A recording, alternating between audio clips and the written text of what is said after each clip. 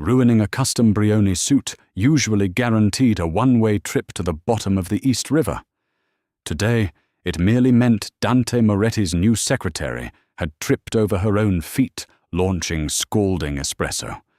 She weighed 250 pounds, broke every rule, and somehow completely broke him. Panic was the standard scent in the executive suite of Moretti Logistics. Situated on the top floor of a sleek glass high-rise in Tribeca, the import-export firm was a multi-million-dollar front for the most ruthless faction of the Sicilian Cosa Nostra operating on the East Coast. Dante Moretti, the don of the family, ran his empire with the precision of a Swiss watch.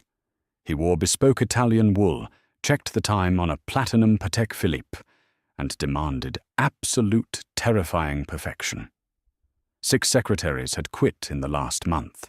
One lasted 4 days before a nervous breakdown. Another sprinted out of the building in tears after Dante merely raised an eyebrow at a typo in a shipping manifest.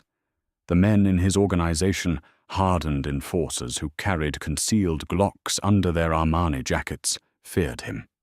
A civilian receptionist didn't stand a chance.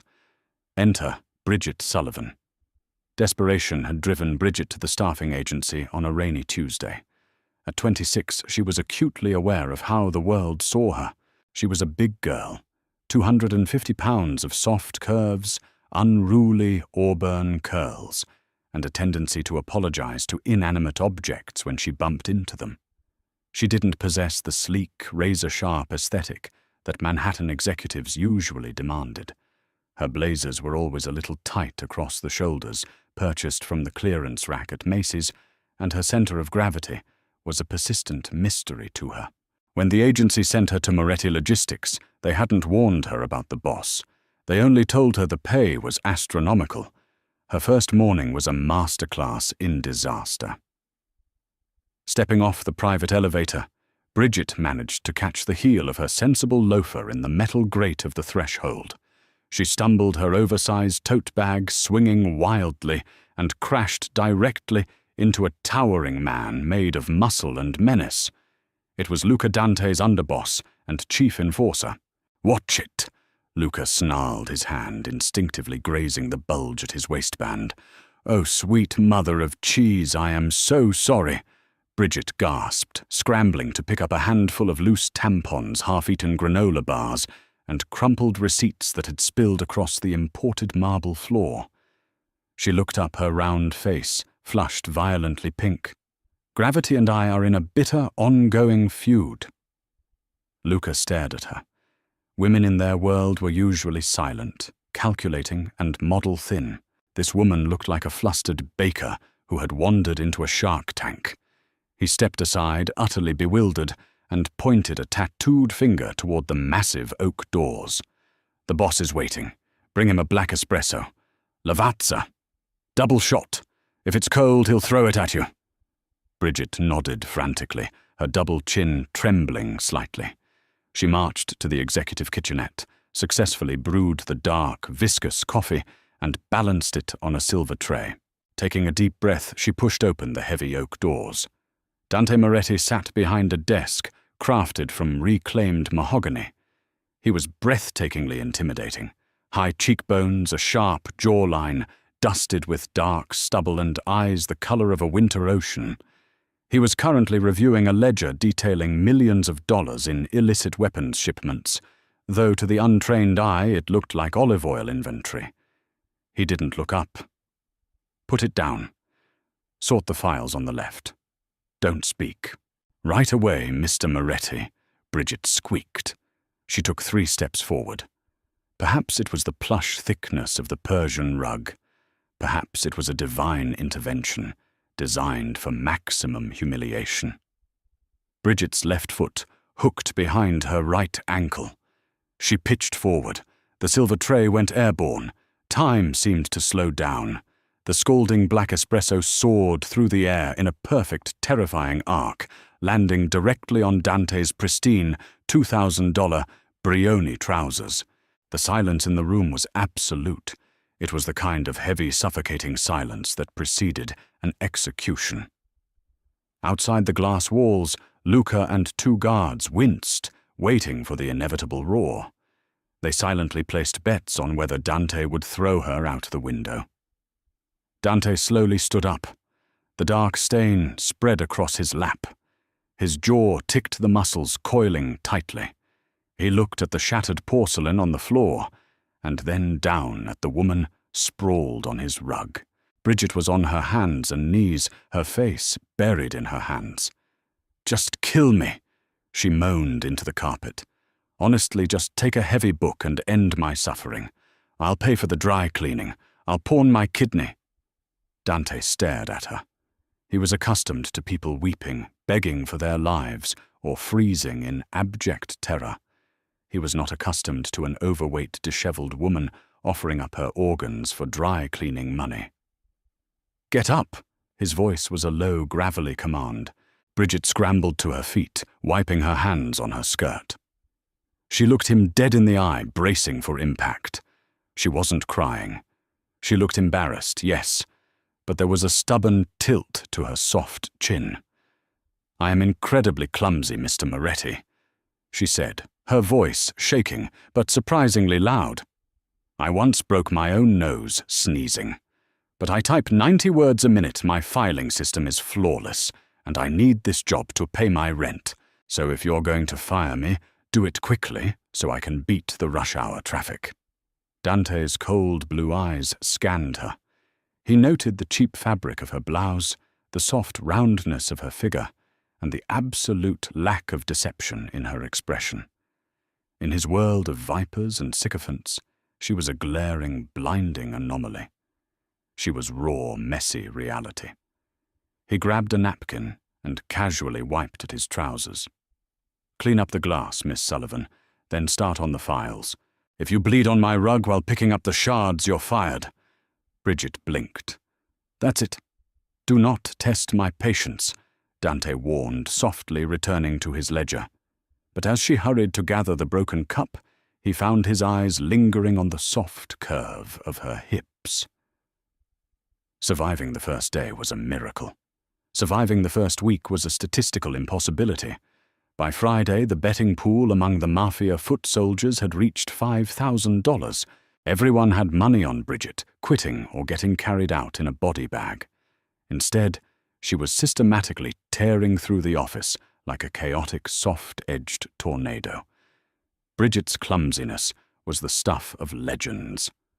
On Wednesday, she accidentally tripped over a heavy duffel bag in the corner of Dante's office, a bag containing $1 million in unmarked, untraceable $100 bills. Instead of asking questions, she just shoved it back under the sofa with her foot and muttered about the cleaning staff leaving gym bags around. On Thursday, she jammed the high-tech shredder, completely destroying a subpoena that the district attorney had spent months trying to serve the Moretti family. Luca had spent an hour trying to fix the machine, secretly ecstatic that the evidence was gone, while Bridget sat in the corner, eating a blueberry muffin and apologizing profusely. But it was her competence that baffled them most. Behind her clumsy exterior was a mind like a steel trap.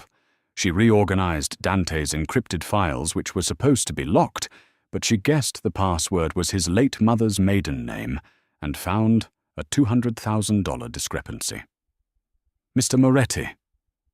She had poked her head into his office on Friday afternoon. Dante was cleaning a customized Beretta 9mm at his desk. A normal secretary would have screamed. Bridget just sighed, assuming it was a weird, rich guy paperweight. "What is it, Bridget?" he asked, not bothering to hide the weapon. He liked saying her name. It was soft. It fit her. "I balanced the Palermo shipping accounts. Someone named Vinny the Snake has been overcharging you for freight costs by 14% over the last 6 months. I took the liberty of drafting a strongly worded email demanding a refund, though I left out the profanity." Dante stopped wiping the barrel. He looked at the spreadsheet she placed on his desk. She had just casually uncovered an embezzlement scheme by one of his capos that his own accountants had missed. "You found this." he asked, his voice dangerously quiet. Well, yes. Numbers don't trip over their own feet, she said, a self-deprecating smile touching her lips. Is Vinny going to be a problem I can call him if you want? I have a very stern phone voice. Dante let out a sound that vaguely resembled a laugh. It was a rough, rusty sound that made Luca, who was standing by the door, physically jump. No, Bridget, I will handle Vinny. The shift in the office dynamic was palpable.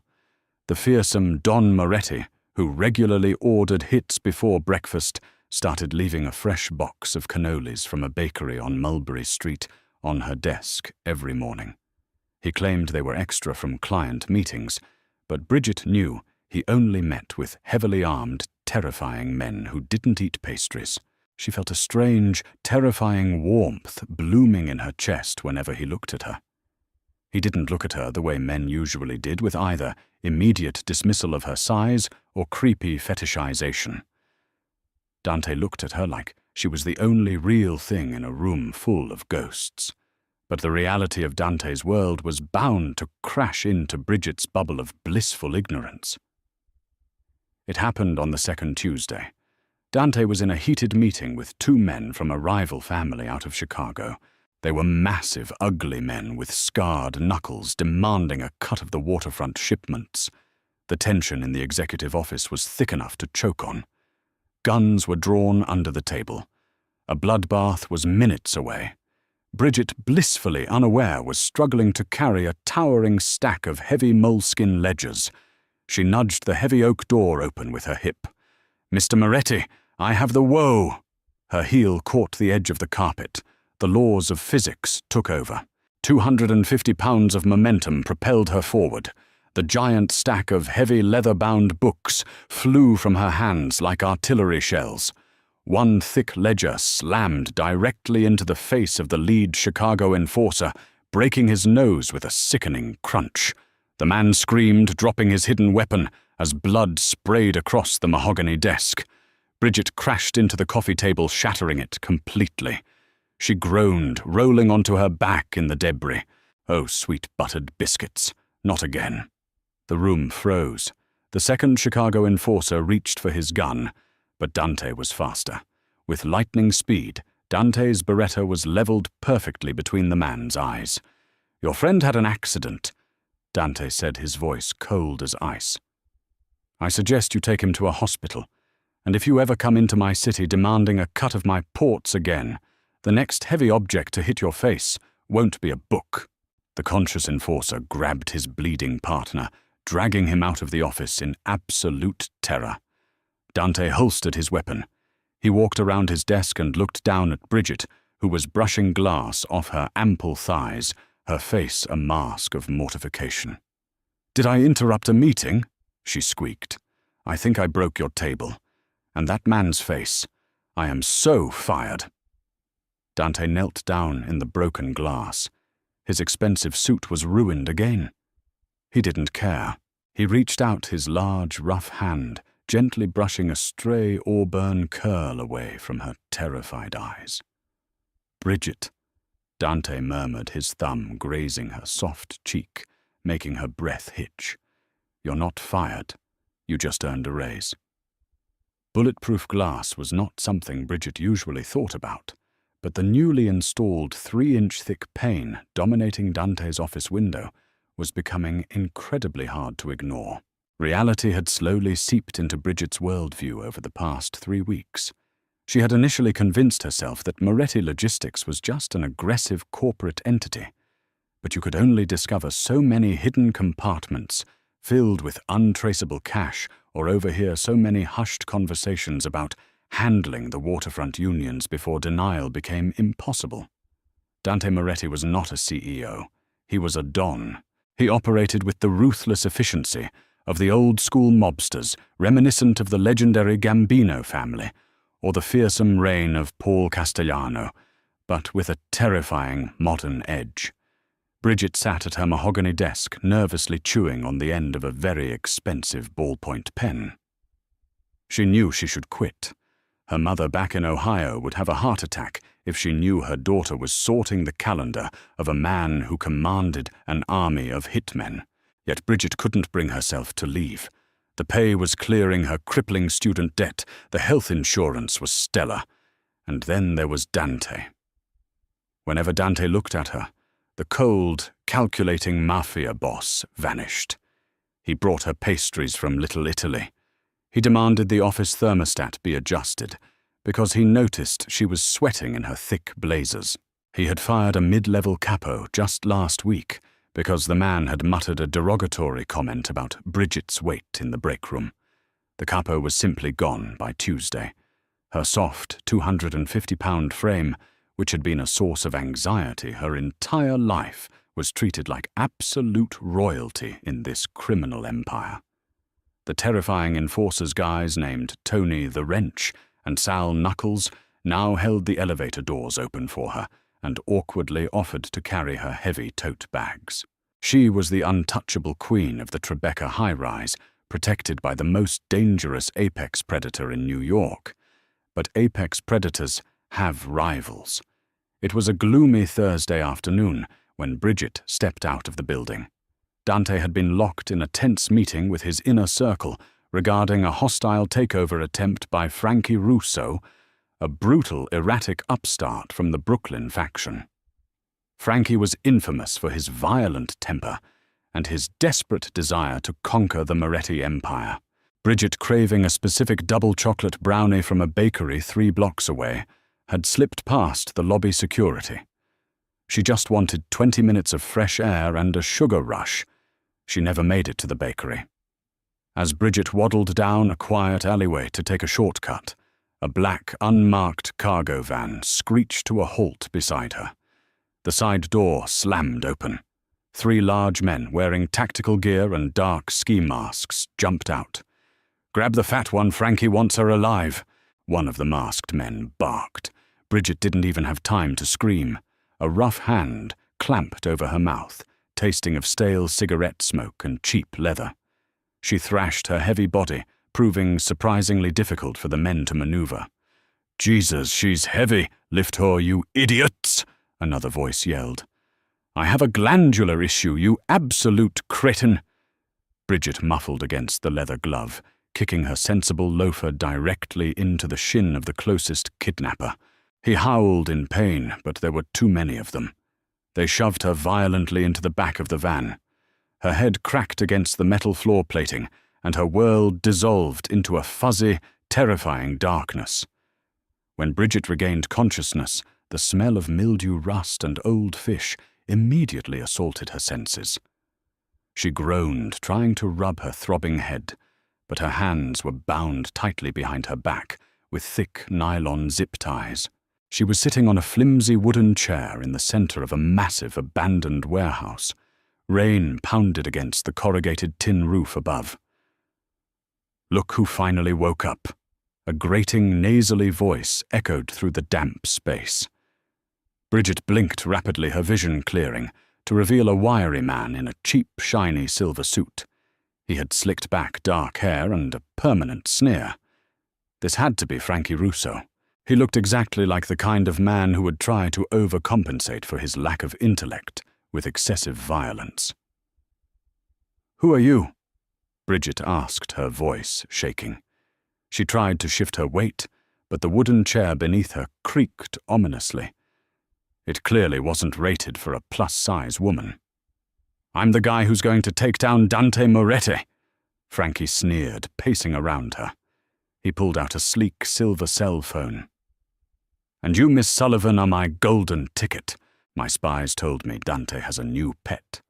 A clumsy, oversized secretary he's suddenly very protective of. It makes no sense to me, sweetheart. I mean, look at you. You're no supermodel. But word on the street is that Dante would burn the city down for you." Bridget felt a hot flush of shame and fear crawl up her neck. Even in a kidnapping, her weight was a punchline. "He won't negotiate with you," she said, trying to sound braver than she felt. "He's a businessman. I just answer his phones. I spill coffee on him. I am a liability. You've wasted your gas money." "We'll see about that." Frankie laughed cruelly. He dialed a number and put the phone on speaker, holding it up so Bridget could hear. The line rang twice before a voice answered. The sheer icy rage radiating from the speaker made the temperature in the warehouse plummet. "Russo." Dante's voice was barely a whisper, yet it sounded like a death sentence. "If you have touched a single hair on her head, I will peel the skin from your bones while you watch." Bridget gasped. "Dante, don't give him anything. I'm fine. Just fire me, and let him deal with my student loans." "Shut up!" Frankie backhanded her across the face. The strike stung, snapping Bridget's head to the side, leaving a bright red mark on her pale, soft cheek. Through the phone, the silence was deafening. Then a chilling sound echoed from the speaker, the metallic slide of a heavy weapon being racked. "You just signed your own death warrant, Frankie," Dante said smoothly, the whisper gone, replaced by the roar of a monster unchained. "I am coming." The line went dead. Frankie laughed, nervously putting the phone away. "He's bluffing. My men have this perimeter locked down. There are 30 guns outside." Now we wait. Back in the Tribeca high-rise, Dante Moretti was a man possessed. His bespoke Brioni suit jacket was discarded on the floor. He strapped a Kevlar vest over his crisp white shirt and slid 3 extra magazines into his shoulder holster. Luca, his terrifying underboss, was already barking orders into a radio, mobilizing the entire Moretti family arsenal. The office, usually a place of quiet, menacing administration, had transformed into a war room. They tracked the burner phone ping to the old Navy shipyards in Brooklyn. Luca reported, checking his assault rifle. He looked at Dante, his hardened eyes betraying a hint of genuine concern. "Boss Russo has a small army there. It's a fortress. We need a tactical approach." "There is no tactical approach, Luca," Dante snarled, grabbing an automatic shotgun from the hidden armory behind his bookcase. His blue eyes were entirely black with rage. The image of the red mark on Bridget's soft cheek burned in his mind like a branding iron. She was pure. She was light. She apologized to staplers when she dropped them. She was the only sliver of humanity he had left, and Russo had put his filthy hands on her. "We go in through the front. We kill everyone who stands. Nobody breathes but her." Within 20 minutes, a convoy of heavily armored, blacked-out SUVs tore through the rain-slicked streets of Manhattan, crossing the Brooklyn Bridge like a cavalry from hell. Inside the warehouse, Bridget was sweating. The zip ties were biting into her wrists. She had been testing the strength of the flimsy wooden chair beneath her. She knew her body. She knew she was heavy. For the first time in her life, she decided to weaponize her weight. Frankie was standing by the loading dock doors, nervously smoking a cigarette as he barked at his guards. There was only one guard left near Bridget, a large, sweaty man holding a baseball bat, looking bored. Bridget took a deep breath, shifted her center of gravity, and violently threw her 250-pound frame backward. The cheap wooden chair didn't stand a chance. It shattered instantly upon impact with the concrete floor. Bridget hit the ground hard, gasping as the wind was knocked out of her. But the violent crash shattered the backrest, loosening the zip ties just enough for her to violently yank her hands free. The guard with the bat spun around. "Hey, stay down, you fat cow!" he yelled, raising the bat and lunging toward her. Bridget scrambled to her hands and knees. Panic and adrenaline surged through her veins. She desperately looked for a weapon. Her hand brushed against a heavy rusted iron pipe lying in the debris. As the guard swung the bat downward, Bridget rolled to the side with surprising agility. The bat smashed into the concrete, sending sparks flying. With a frantic, uncoordinated swing, Bridget shoved the heavy iron pipe straight upward. She wasn't aiming. She was just flailing. But her infamous clumsiness struck again in the most miraculous way. The pipe caught the guard perfectly between his legs, right in his groin, with the force of a desperate, terrified woman. The guard's eyes rolled to the back of his head. He let out a high-pitched squeak that sounded entirely unnatural for a man of his size, dropped the bat and crumpled to the floor in a fetal position, vomiting violently. "Oh, sweet merciful heavens, I am so sorry." Bridget shrieked out of pure habit, tossing the pipe away. Suddenly the massive steel doors of the warehouse exploded inward. A heavy armored SUV rammed straight through the loading dock, crushing Frankie Russo's guards under its massive tires. The air was instantly shredded by the deafening roar of automatic gunfire. Dante Moretti stepped out of the moving vehicle before it had even fully stopped.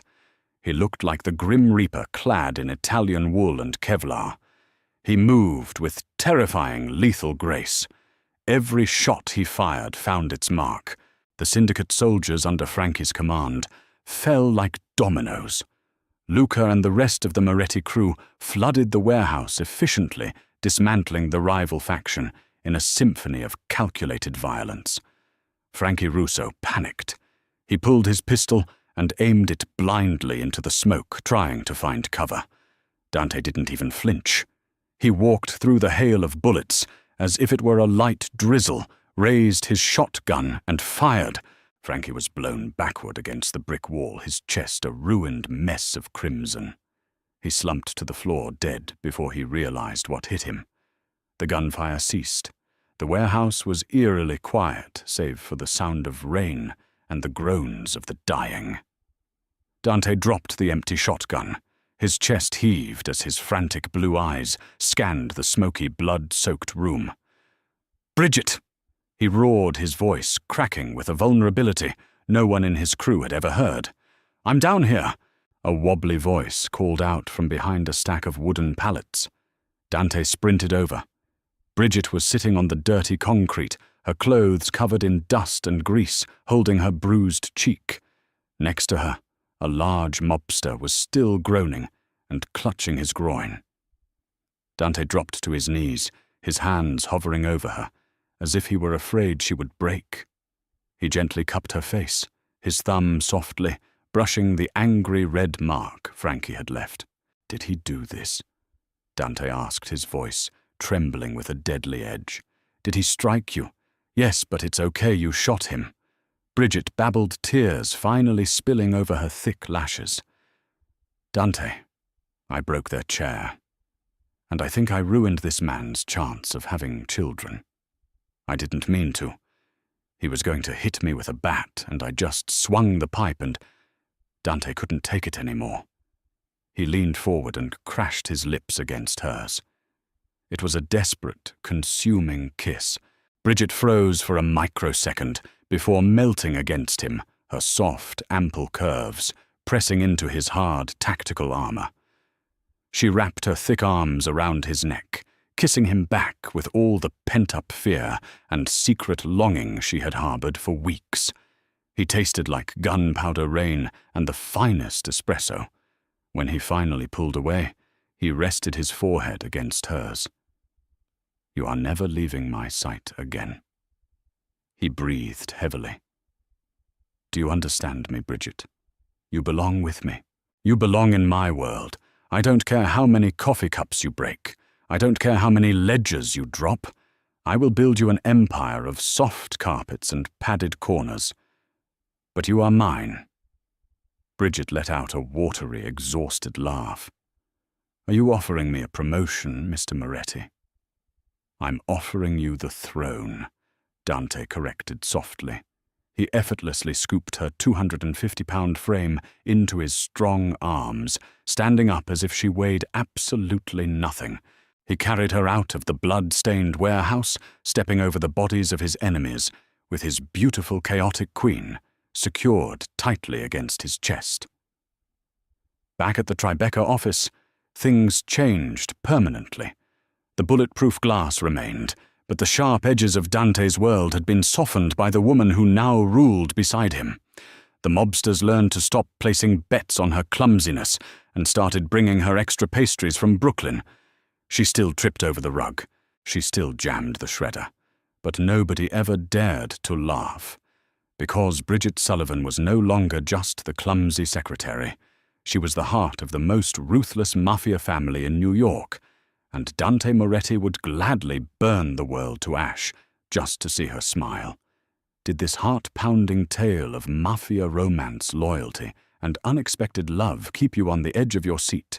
Bridget and Dante prove that sometimes the clumsiest mistakes lead to our greatest destiny. If you loved this audio drama, please hit that like button, share this video with your fellow romance lovers, and subscribe to our channel for more thrilling stories. Ring the notification bell so you never miss an upload. Leave a comment down below with your thoughts today.